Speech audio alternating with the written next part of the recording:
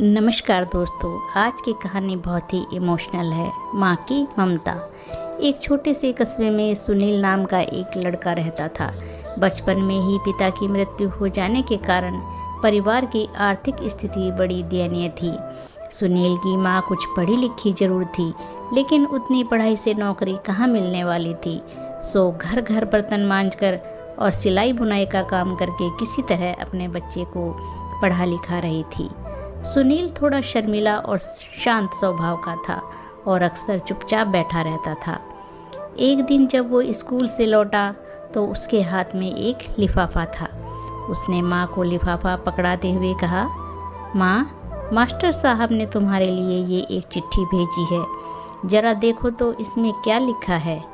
माँ ने मन ही मन चिट्ठी पढ़ी और मुस्कुरा कर बोली, बेटा, इसमें लिखा है कि आपका बेटा काफ़ी होशियार है। इस स्कूल के बाकी बच्चों की तुलना में इसका दिमाग बहुत तेज है और हमारे पास इसे पढ़ाने लायक शिक्षक नहीं है, इसलिए कल से आप इसे किसी और स्कूल में भेजें।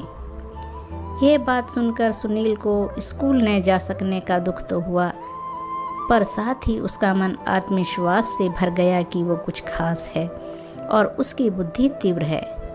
माँ ने उसका दाखिला एक अन्य स्कूल में करा दिया। समय बीतने लगा। सुनील ने खूब मेहनत से पढ़ाई की। आगे चलकर उसने सिविल सर्विसेज परीक्षा भी पास की और आईएएस ऑफिसर बन गया। सुनील की माँ अब बूढ़ी हो चुकी थी और कई दिनों से बीमार भी चल रही थी और एक दिन अचानक उनकी मृत्यु हो गई। सुनील के लिए ये बहुत बड़ा आघात था। वह बिलख बिलख कर रो पड़ा। उसे समझ नहीं आ रहा था कि अब अपनी माँ के बिना वो कैसे जिएगा। रोते रोते ही उसने माँ की पुरानी अलमारी खोली और हाथ में उनकी माला, चश्मा और अन्य वस्तुएं लेकर चूमने लगा।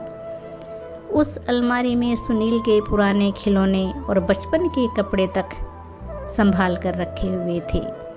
सुनील एक एक कर सारी चीज़ें निकालने लगा और तभी उसकी नज़र एक पुरानी चिट्ठी पर पड़ी। दरअसल ये वही चिट्ठी थी जो मास्टर साहब ने उसे 18 साल पहले दी थी। नम आंखों से सुनील उसे पढ़ने लगा।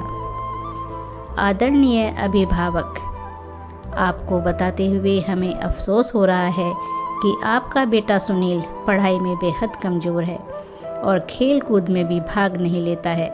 जान पड़ता है कि उम्र के हिसाब से सुनील की बुद्धि विकसित नहीं हो पाई है, अतः हम इसे अपने विद्यालय में पढ़ाने में असमर्थ हैं। आपसे निवेदन है कि सुनील का दाखिला किसी मंदबुद्धि विद्यालय में कराएं अथवा खुद घर पर रखकर इसे पढ़ाएं। सादर, प्रिंसिपल। सुनील जानता था कि भले ही अब उसकी माँ इस दुनिया में नहीं रही, पर वो जहाँ भी रहे उनकी ममता और उनका आशीर्वाद सदा उस पर बना रहेगा। भगवान सभी जगह नहीं हो सकते, इसीलिए उसने माएँ बनाई। माँ से बढ़कर त्याग और तपस्या की मूरत भला और कौन हो सकता है।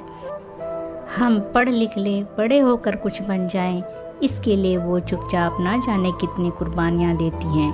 अपनी ज़रूरतें मारकर हमारे शौक़ पूरा करती हैं। यहाँ तक कि संतान बुरा व्यवहार करे तो भी माँ उसका भला ही सोचती है। सचमुच माँ जैसा कोई नहीं हो सकता। तो दोस्तों, कहानी अच्छी लगी है तो माँ के लिए एक लाइक ज़रूर कीजिए। धन्यवाद दोस्तों।